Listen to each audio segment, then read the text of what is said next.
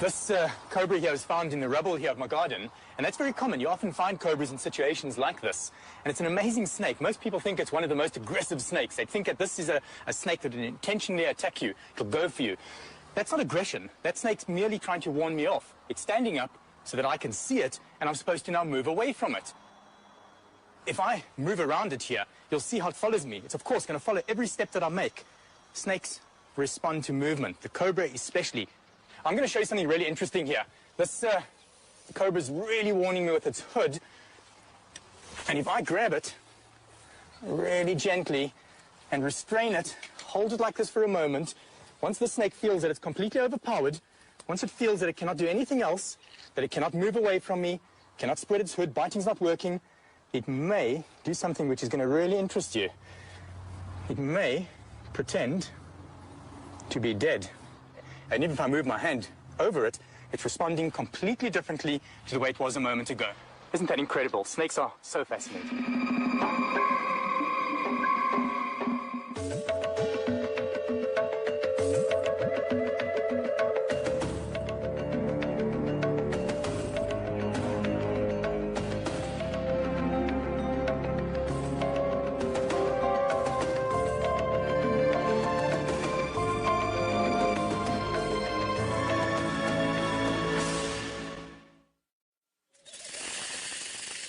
Snakes are reptiles most of us prefer not to meet. And they're wary of us, too, which is why they hiss or rattle to warn us off.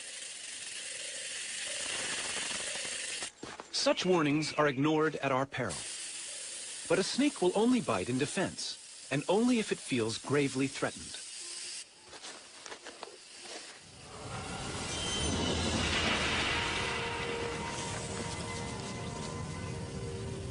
It's easy to imagine the snake as an aggressor, the snake in the grass, a deadly foe. But why does this image send a shiver of fear down our spines? In shape and movement, they are so different from us that legend and folklore have given them a sinister reputation they don't really deserve.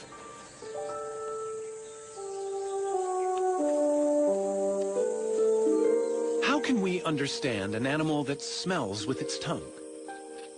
Or that hears with its whole body, sensing vibrations?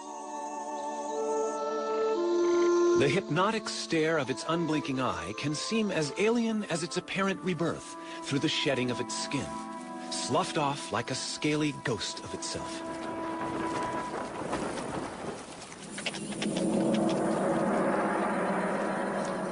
Among them are giants that storybooks say are 100 feet long and ready to strangle unwary jungle explorers. And yet, there is this little guy, a thread snake, very friendly and not deadly at all. There is even beauty and grace in some as they go upon their bellies, silently through the trees. But where did snakes come from? An animal that looked much like some other reptiles alive today.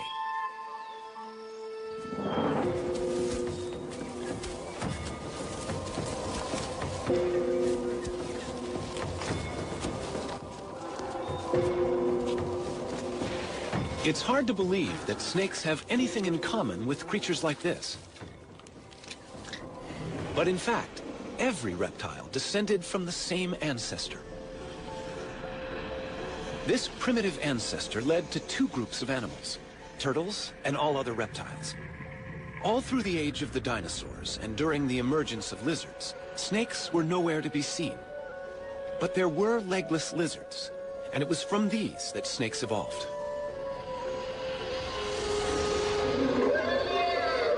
For 110 million years, they have been living side by side with other reptiles.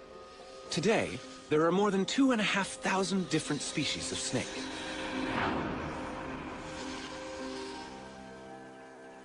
Hidden within their bodies, vestiges remain of the legs they lost.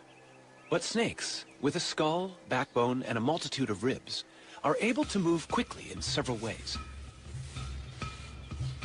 The serpentine crawl of the cobra. Most snakes move like this.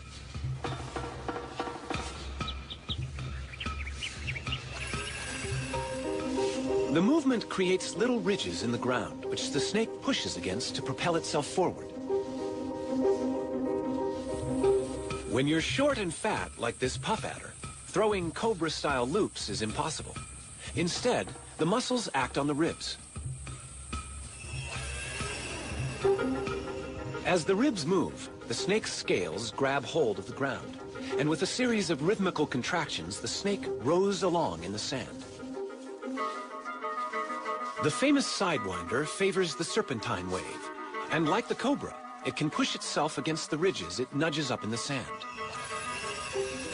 By moving sideways, it needs only 2 points of contact on the very hot sand.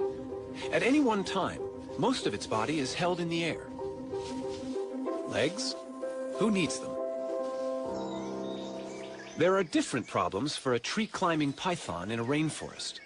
To reach across a gap, it can stiffen sections of its body, becoming its own ladder from branch to branch.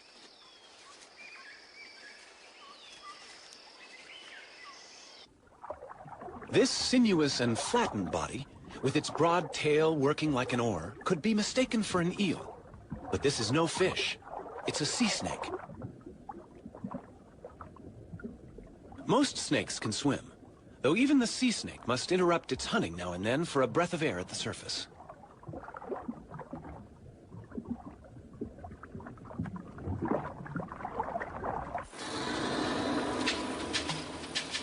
As hunters, in water or on land, snakes are silent and efficient killers.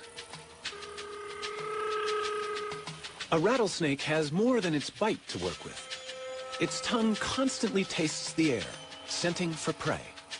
Its body senses ground vibrations, even the footsteps of a mouse. Standing still is no defense. The rattler is also able to sense body heat. Infrared heat, detected by sensory pits on each side of the face, pinpoints the prey.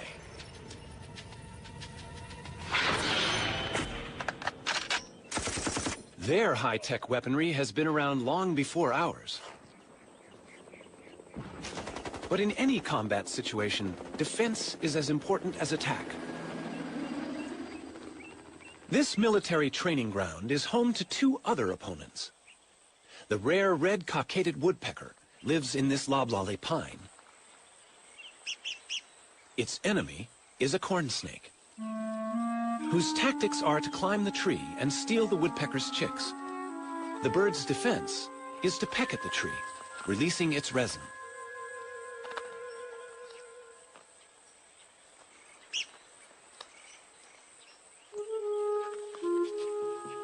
But how can resin repel this relentless invader?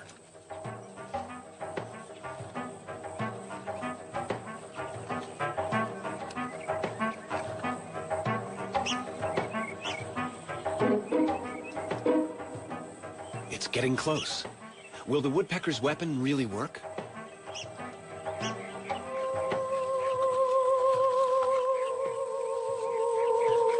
The resin goes into action. Seeping between the scales, it irritates the snake's skin.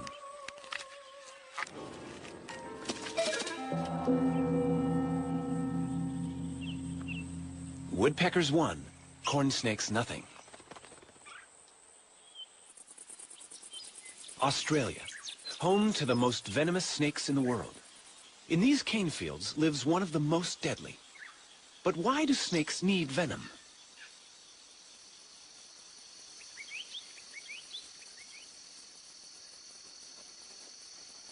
This inland taipan is hunting rats.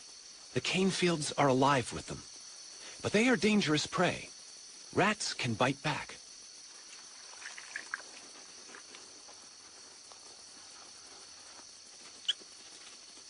A snake's head contains all its sensory equipment: eyes, taste, smell, brain. And the head is vulnerable. It bites and retreats immediately. The head is undamaged, and the venom is doing its work. The rat is now paralyzed. The snake can safely approach its prey. Venom gives the snake 2 huge advantages. It not only kills the prey, but by the time the snake begins to swallow the rat, the venom has already begun to digest it, breaking down cells in the body. The venom in a baby snake can be even more powerful than the adults. This young Cantal viper is luring prey with its worm-like tail.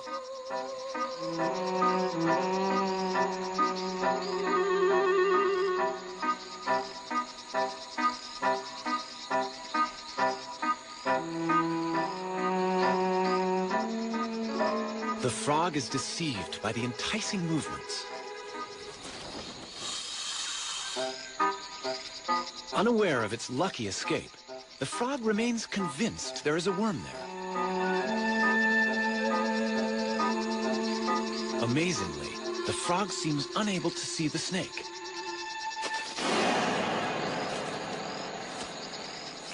The venom acts quickly, subduing the frog. The young viper catches mainly amphibians, but as it grows older, the chemistry of its venom will change to suit other prey.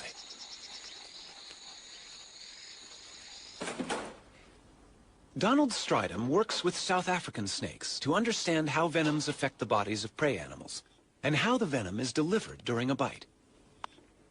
The snake that I've chosen here is a puff adder, and they've got the very long front-hinged fangs with a cytotoxin, a cell-destroying venom. I'm going to very carefully open up the snake's mouth and show you this mechanism. The snake doesn't like its mouth to be open. It's much like you going to the dentist and having your mouth prodded into. Now the fangs lie against the palate of the mouth. So if I just open there, you can hardly see the fangs. But if I now slip my stick just behind the fangs and get them forwards, you can very clearly see how they hinge. Now the fangs are covered by a skin sheath here. I'm going to try and slip this sheath up so that one can see the naked fang.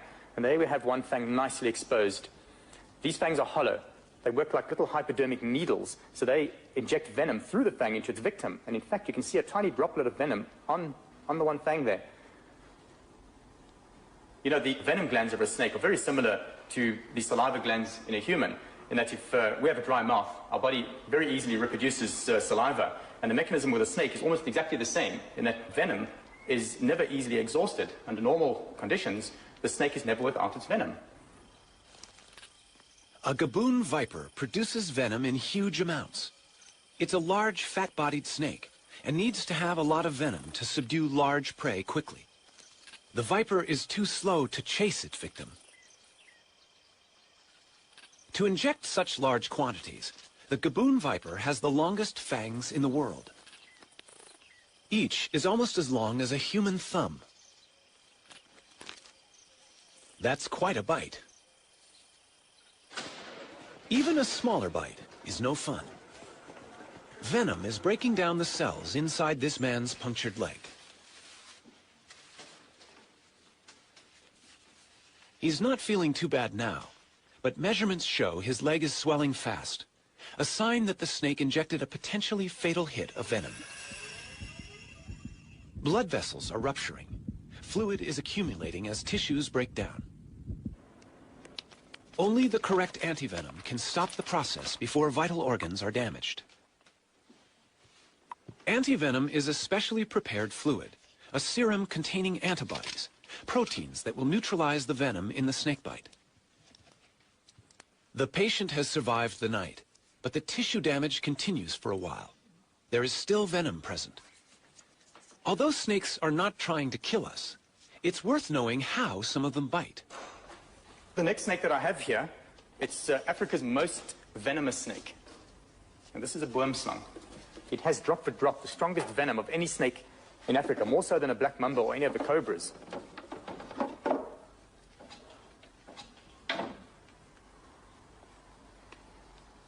Most people think that a black-fanged snake can't bite onto a large part of your body. Most people think that the boomslang can only latch onto your earlobe or small finger. Whereas you can see here, this is not true, in that the whole head of the snake is divided in half by its mouth. And they can open that mouth up to about 120 degrees. And with the mouth that wide open, they could very easily bite you on the flat of your hand or the top of your leg, wherever it pleases. if you were bitten by this snake, you would literally bleed to death. So what's going to happen to you is that you're going to bleed into your heart, into your stomach, into your bowels. You're going to be urinating blood, defecating blood, and it's really a horrific way to die. This poor frog is about to be the victim of a vine snake in Central America. This snake is also back-fanged, just like the boomslang. Fortunately for small prey, death comes quickly.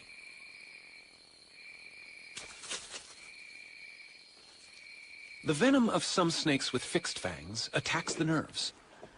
Now, the front fixed fang snake that I've chosen is a snouted cobra here. These fangs are much smaller than the front hinged fangs of an adder. Those fangs don't have to fold backwards. You see, they remain erect in the mouth. So the snake merely has to snarl its mouth and so inject its venom. And sometimes a mere scratch is enough to kill you. The neurotoxins would interfere with the neural communication system of our body and paralyze the vital organs, so the heart or the diaphragm muscle, and one would die from asphyxiation. You literally cannot breathe and possibly die of heart attack. In most countries where people face a daily risk of encountering snakes, wood piles and exposed trash heaps are surprisingly common, yet all can encourage snake trouble.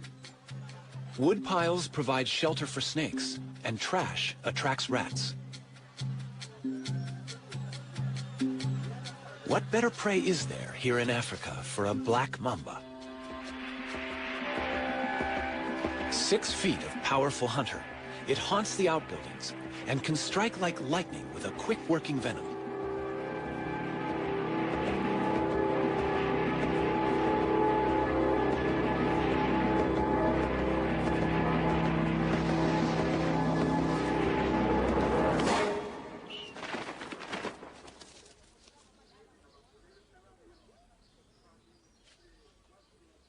To a black mamba, this bungalow is just another place where food may be in good supply. Inside, Tony Morgan confronted an uninvited guest, and it bit him. This is a typical corner that snakes like to hide in, and it was a similar corner like this near my front door on the farm that I found a mamba all curled up here with my fishing rods and various things like that. And as I don't kill anything, particularly snakes, I grabbed this particular implement, and I thought that I hooked him out, and I thought that I'd pinned him down. Unfortunately, he was able to stretch quite a bit, and he got me just below the knee with one fang. I then lasted exactly 30 minutes. Anne, my wife, got me down to Donald's place very quick, and then he took over and drove me down to the hospital, where we were fortunate in finding a doctor on duty. And 30 minutes after the bite, I said to him, I cannot exhale anymore. And he said at the same time, which I didn't hear, his heart has stopped as well. So in effect, I was dead at that time.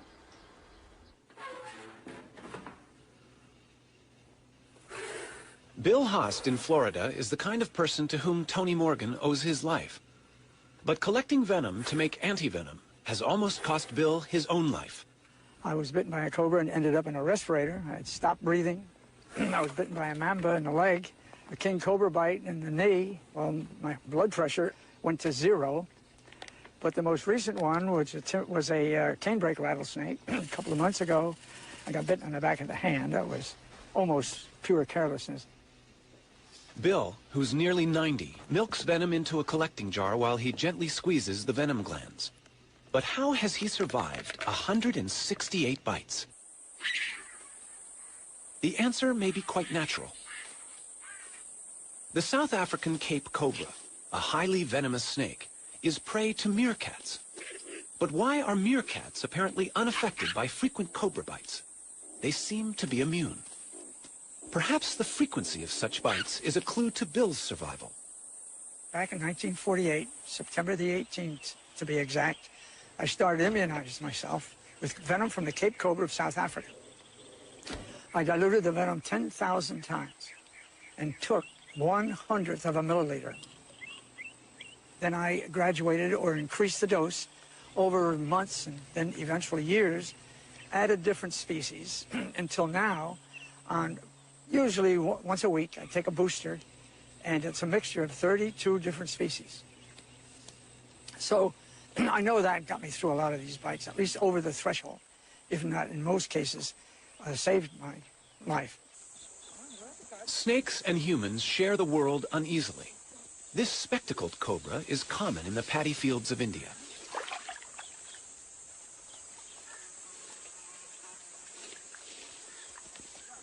Every year, more than 10,000 people are killed here by snakebite. Antivenom is unavailable. For the same reason, snakebite is a major killer across Central and South America, Africa, and Southeast Asia. It's hard to arrive at an exact number, but at the lowest estimate, 50,000 people die each year.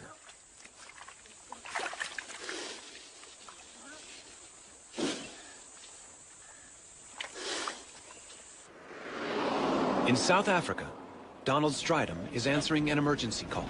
In this part of South Africa, we have a lot of venomous snakes. People are active in the fields here. They often come across snakes, they find them in their houses, and that's when we are called out.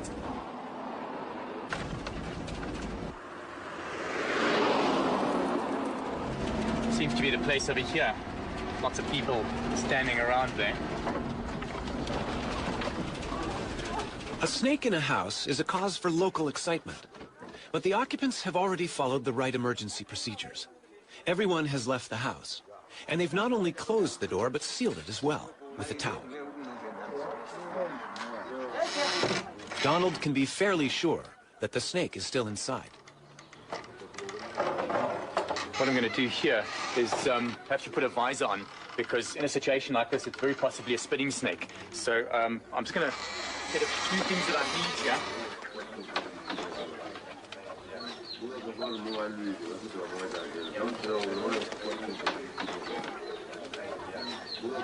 Yeah, there's really a lot of hiding places here. The snake could be anywhere. This is really, yeah, it's a bit dark in here as well, so one's got to be really careful. But just take care where you walk over there. You take it easy. There are places around here where it could easily just spring out on you. So if you guys just stay back a bit there. I'm going to have a look in these dark areas. I need to stay in the open area of the floor, because I suspect it to be behind things around like this here. Oh, that's clear.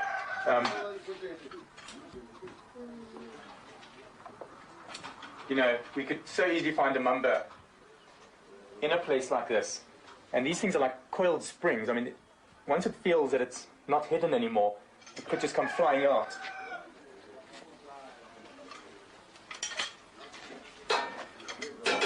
You see, these are perfect. You'd find rodents here as well, and this is what the snake is probably looking for, or to just trying to hide from the disturbances outside, possibly. You know, this whole area is really, really good.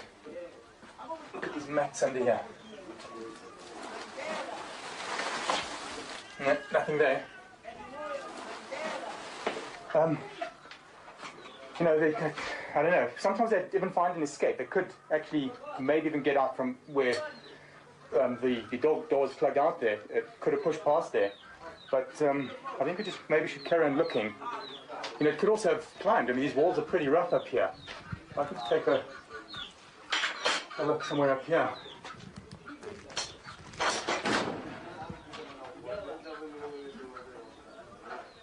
Up in there. Oh, whoops. There's something up there. There's something in the corner over there.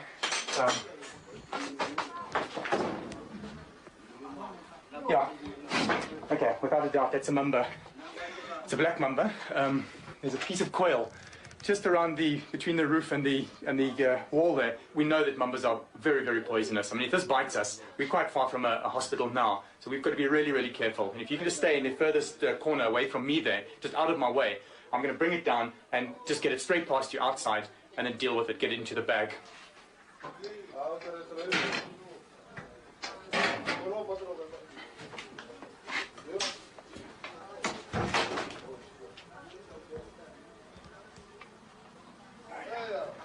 Okay, it's trying to edge away from me there. It heads out again.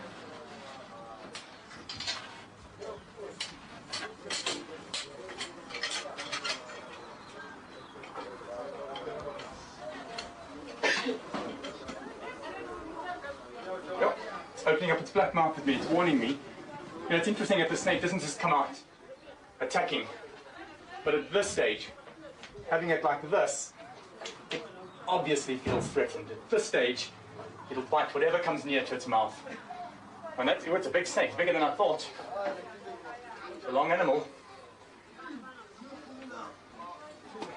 Just watch it behind me there. Please don't just come any closer than that.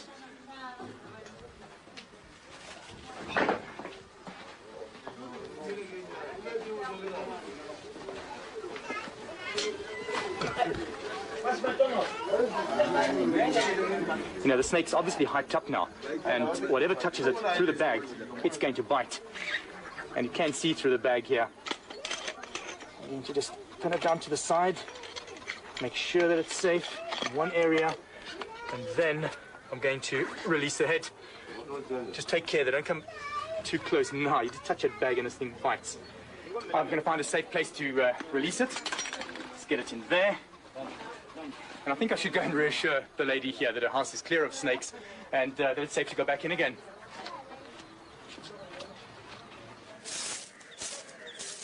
Housewives in India are troubled by snakes as well.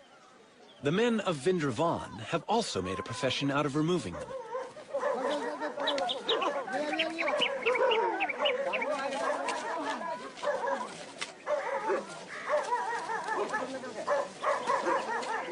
He's not going to let this cobra go free. For hundreds of years, this has been a village of snake charmers. The snake is captivated by the swaying pipe, following every rocking movement. And that's the snake charmer's secret. The music plays no part. It's probably too high a frequency for the snake to appreciate. It has no eardrums. Sound vibrations are perceived only by way of the skin, muscle, and bone.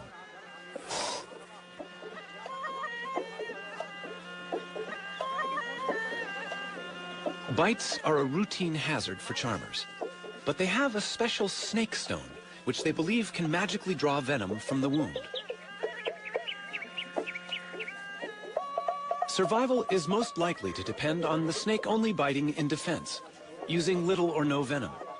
Also, the victim himself may have received many mild bites in his lifetime and developed some immunity. But the piece of soapstone is the treatment they believe in.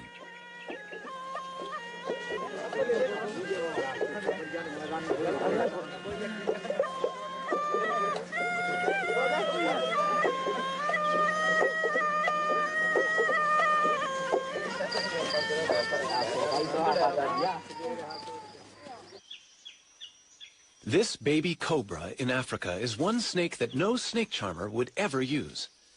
It threatens the civet cat by standing tall and looking big. But it has another weapon. This is a spitting cobra, and it sprays venom, which irritates the eyes of the attacker.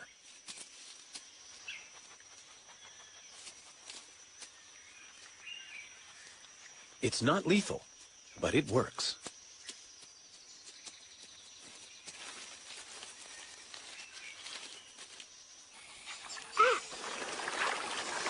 South America, the Llanos of Venezuela, the wetland home of the largest snake in the world, the anaconda. This giant has no venom at all. To capture prey, it relies on muscle power, coiling around its victim and squeezing the breath out of it. And a large snake needs large prey. The biggest rodent in the world fits the role. A capybara, the size of a pig, is fairly easy to ambush as it bathes in the warm waters.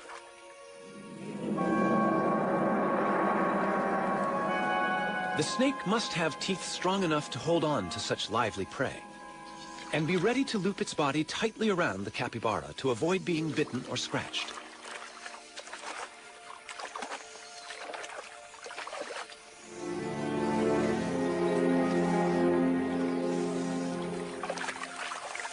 The anaconda, the most powerful of constrictors, moves in.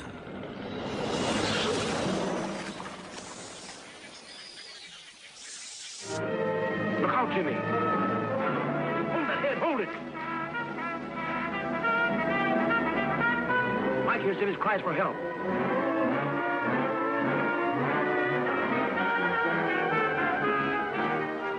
Jim is black in the face, almost done for. To be safe, the actor needed to know exactly how a large constrictor kills, just as Donald Stridham does. I caught this snake on somebody's farm. It had eaten something really large, and the farmer was worried it's going to eat his dogs or even maybe his children, which isn't totally unrealistical. Have a look at that. Yeah, it's getting me around the arm here. I can really feel it. You get this area here. I mean, you can see how it's stopping the blood supply there. And this is my arm, so I mean, I can handle it. I can wrap it off me here. But can you imagine that around somebody's neck? I mean, that's pretty tight over here. This movie that we watched, we've just seen it with this Jimmy, where it had wrapped around him. It wasn't totally wrapped around his neck, not like the way this has got me around the arm here.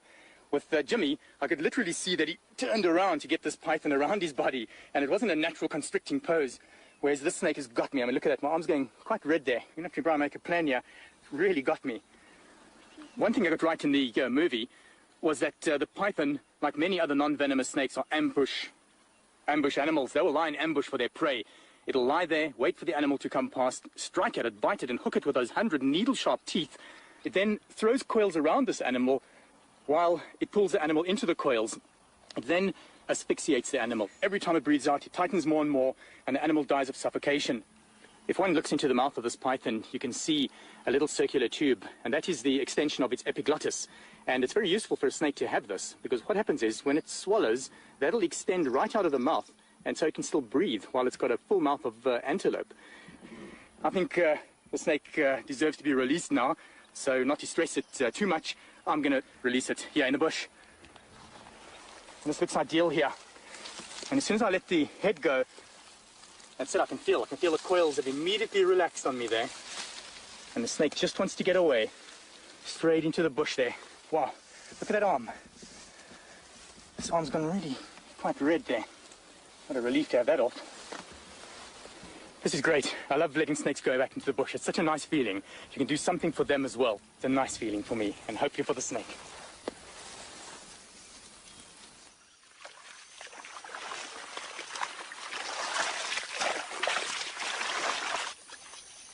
Back in anaconda country, there's someone who's trying to do good things for them as well.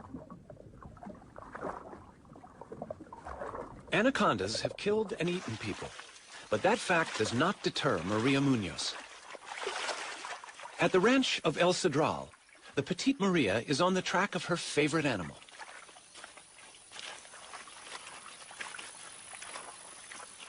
She works with her assistant, Ramon. A snake longer than 10 feet always requires 2 people for safe handling. How many males do we have? It's the breeding season for anacondas, and Maria recognizes this group as small males. She hopes they will lead her to the much larger females somewhere nearby. The males are placed in bags to keep them out of the way. The female they find is 13 feet long. Voy. Maria uses a trick to calm it down. No. She dips its head in the mud so it can't see. She's very quiet. Y le vas a poner en la cabeza. Beautiful.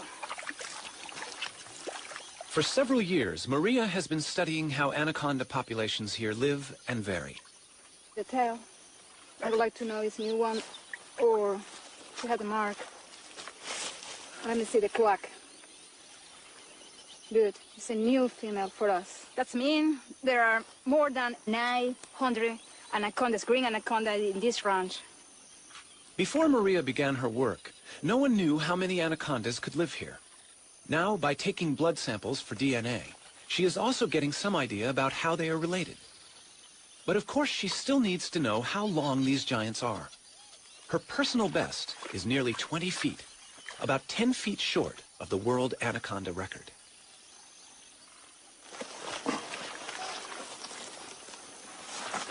Yeah. No se sale. These are the heaviest snakes in the world, but this one is a little lighter than the 485-pound monster in the record books.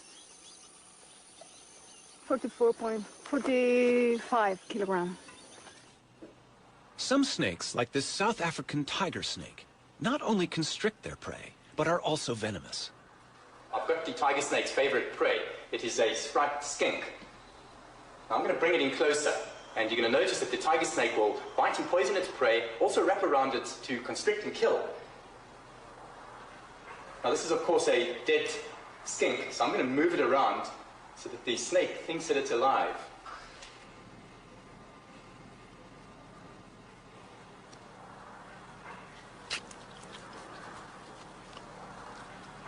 The tiger snake's venom is weak, so it needs to grip the lizard firmly, not only to prevent escape, but to limit the risk of damage to itself during a struggle.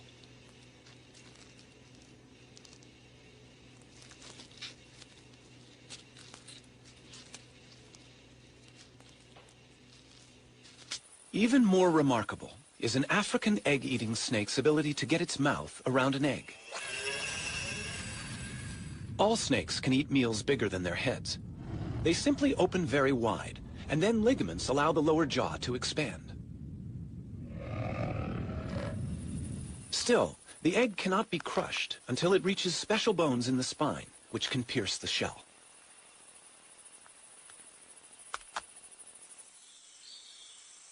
For convenience, a snake does better to eat another snake. A king cobra is called king because it's a snake eater. The mangrove snake it's attacking is only mildly venomous. No match for the king.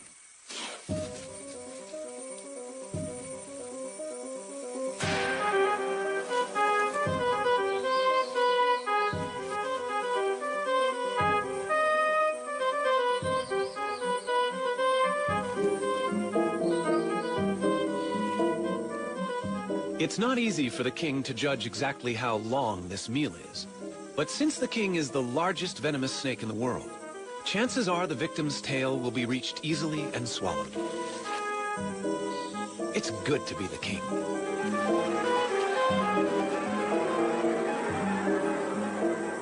So how would a snake avoid this fate? One way would be to play dead. This eastern hog-nosed snake is giving his best performance. Its play acting must convince a threatening indigo snake. There is an interesting moment of standoff, but the actor has another defensive card to play. A gland in its tail emits a smell of death to go with the gaping mouth. It's the performance of a lifetime, and the enemy is fooled.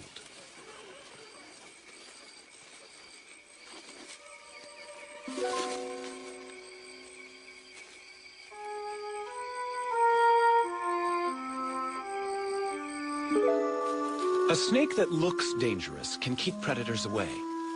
Red next to yellow will kill a fella is a useful rhyme about a coral snake. It is venomous. Red next to black is a friend of Jack is true for a milk snake. It mimics warning colors and only pretends to be dangerous. A pretend head keeps the real head of a Calabar ground python safe. The real head has a tongue that gives it away, but the deception can be good enough to cause a predator to attack the tail by mistake, and a tail is not a vital organ.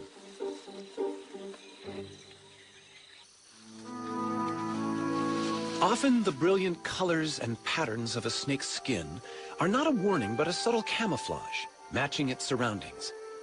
And to us, it can look beautiful. Scales come in endless varieties of shape and structure.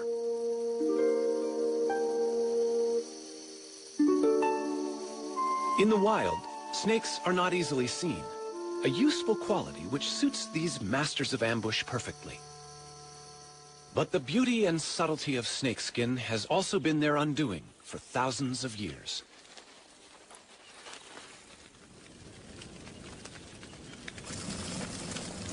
Fire is traditionally used by hunters in Cameroon to expose the hiding places of aggressive rock pythons. Entering an aardvark burrow to retrieve so vicious a snake is a risk few men will undertake. Once, this nightmare task was a test of virility, a rite of passage. Crawling inch by inch on toes and fingers, the hunter moves toward the angry python. His companions keep track of his progress. They may have to rescue him. The heat is stifling.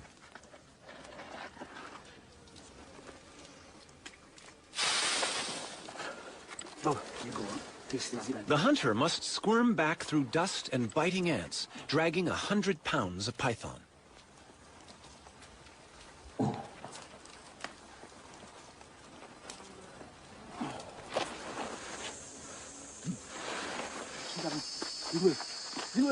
His companions take over.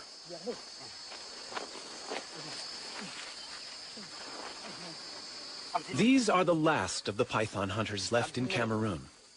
Firearms have made it easier to kill other animals for food and skins. But the meat on this snake in former times would have been essential, and its skin a profitable result from such horrific effort. As any snake grows, it must shed its outer skin like an overtight suit. The new scales revealed are at their best. The cast-off skin is discarded, and with it also go most of the parasites that have attached themselves to the snake.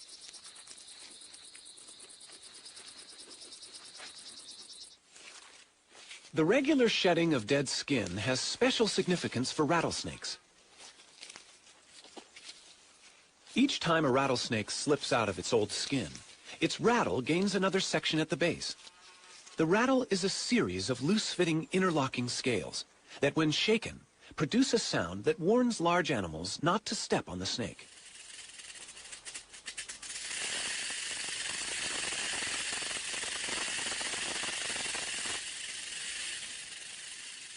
Although only a warning, the rattle has been the snake's downfall. Their noise makes them easy to locate, and as a result, tens of thousands are killed every year. I hate rattlesnakes. J.P. Jones sees rattlesnakes only as potential killers of people and livestock. He's hunted them since he was a boy, but recently he's finding it harder to find them. He simply can't hear them, even with the listening apparatus he designed himself. There are rattlers around, but many are becoming quieter. Ruthless hunting is exterminating the loudest, and a greater proportion of snakes with weak rattles are living and breeding. Not having a loud warning, of course, makes a snake even more dangerous. But J.P. is undaunted, and his roundup goes on, presumably until only silent rattlesnakes survive in his part of Alabama.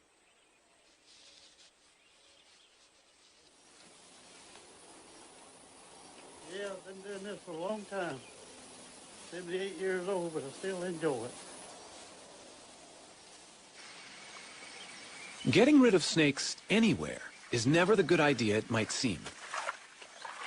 Farmers in Vietnam didn't value the many snakes that once lived in the paddy fields until they vanished.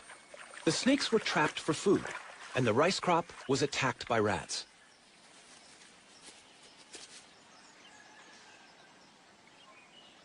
A third of the country's crops was devastated by the rodents.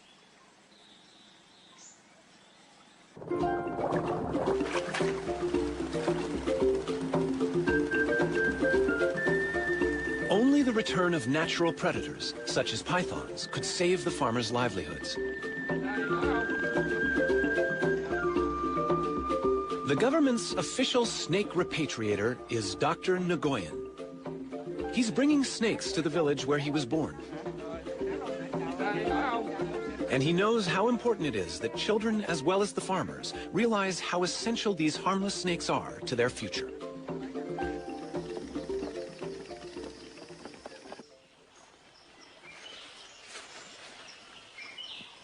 Each python released can potentially eat about 100 rats a year. Dr. Nguyen will release 20, among them females, that could each have 20 to 80 baby pythons a year.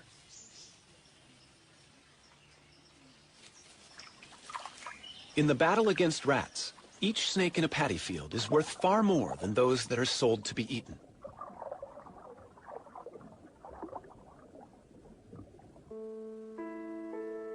The snakes in our world can be partners in our survival.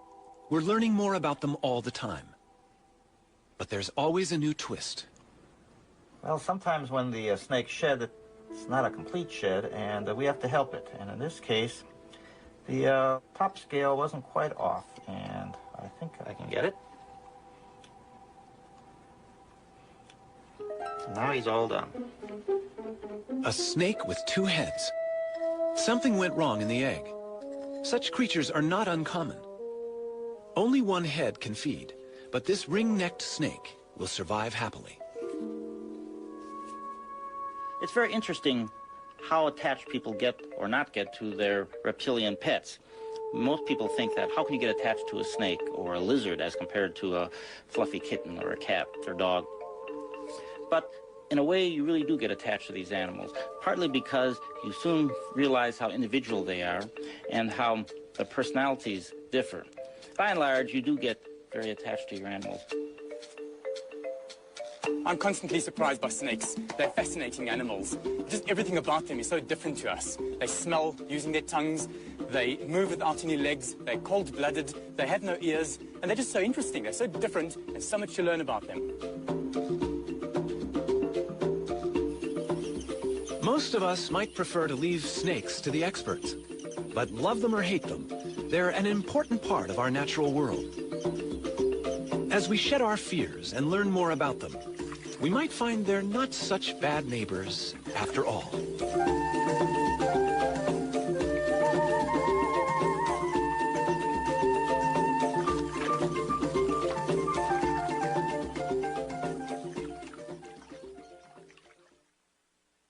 To learn more about what you've seen on this nature program, visit PBS online at pbs.org or America Online keyword PBS. Next time on Nature, turtles, on land or underwater. They're ancient wanderers headed into an uncertain future. One of a four-part series, The Reptiles. The Reptiles Complete Home Video Set is available for $39.95 plus shipping. To order, call 1-800-336-1917 or write to the address on your screen. I was bitten by a cobra and ended up in a respirator. I stopped breathing. I was bitten by a mamba in the leg, a king cobra bite in the knee. Well, my blood pressure went to 0. I can really feel it. You get this area here. I mean, you can see how it's stopping the blood supply there. And this is my arm, so I mean, I can handle it. I can wrap it off me here. In a way, you really do get attached to these animals, partly because you soon realize how individual they are and how the personalities differ.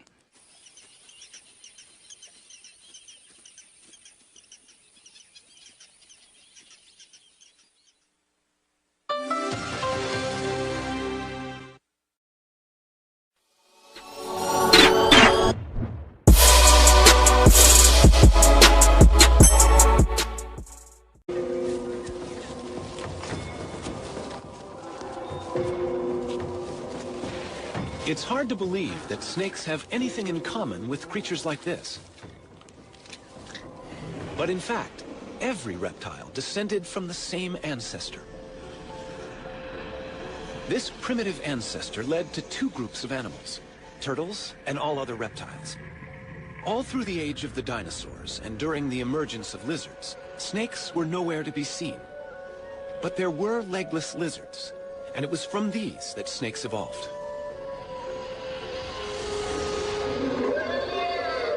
For 110 million years, they have been living side by side with other reptiles. Today, there are more than 2,500 different species of snake.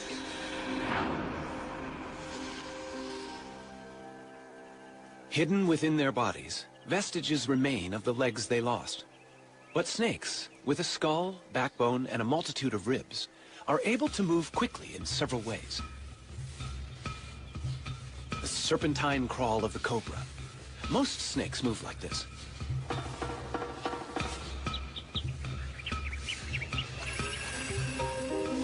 The movement creates little ridges in the ground, which has given them a sinister reputation they don't really deserve.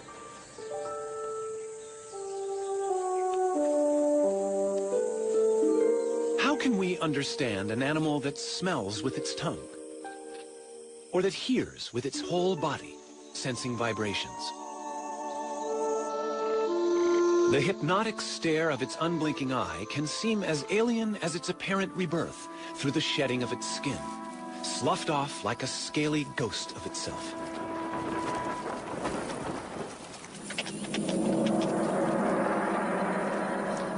Among them are giants that storybooks say are 100 feet long and ready to strangle unwary jungle explorers. And yet, there is this little guy, a thread snake, very friendly and not deadly at all. There is even beauty and grace in some as they go upon their bellies, silently through the trees. But where did snakes come from? An animal that looked much like some other reptiles alive today.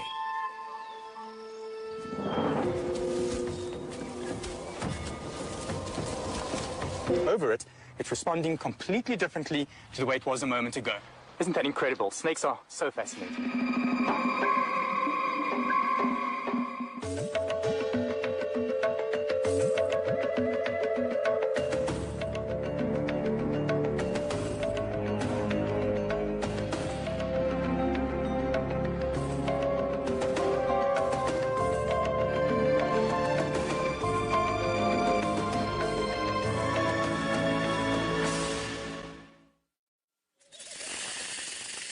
Snakes are reptiles most of us prefer not to meet. And they're wary of us, too, which is why they hiss or rattle to warn us off. Such warnings are ignored at our peril. But a snake will only bite in defense, and only if it feels gravely threatened.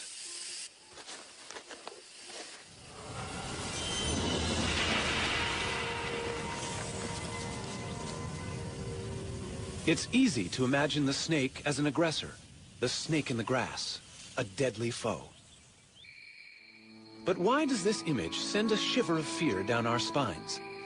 In shape and movement, they are so different from us that legend and folklore have snake pushes against to propel itself forward. When you're short and fat like this puff adder, throwing cobra-style loops is impossible. Instead, the muscles act on the ribs. As the ribs move, the snake's scales grab hold of the ground, and with a series of rhythmical contractions, the snake rows along in the sand. The famous sidewinder favors the serpentine wave, and like the cobra, it can push itself against the ridges it nudges up in the sand. By moving sideways, it needs only 2 points of contact on the very hot sand. At any one time, most of its body is held in the air. Legs? Who needs them? There are different problems for a tree-climbing python in a rainforest. To reach across a gap, it can stiffen sections of its body, becoming its own ladder from branch to branch.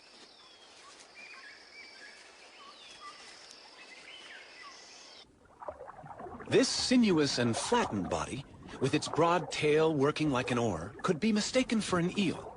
But this is no fish. It's a sea snake. Most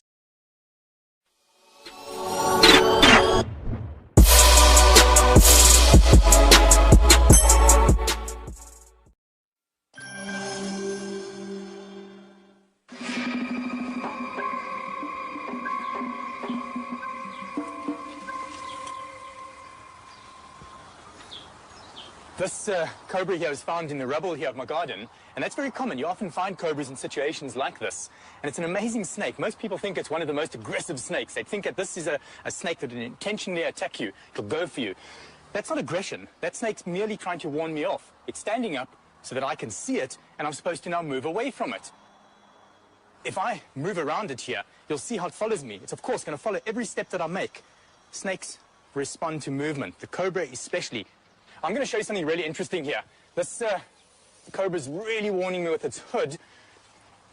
And if I grab it really gently and restrain it, hold it like this for a moment, once the snake feels that it's completely overpowered, once it feels that it cannot do anything else, that it cannot move away from me, cannot spread its hood, biting's not working, it may do something which is going to really interest you. It may pretend to be dead. And even if I move my hand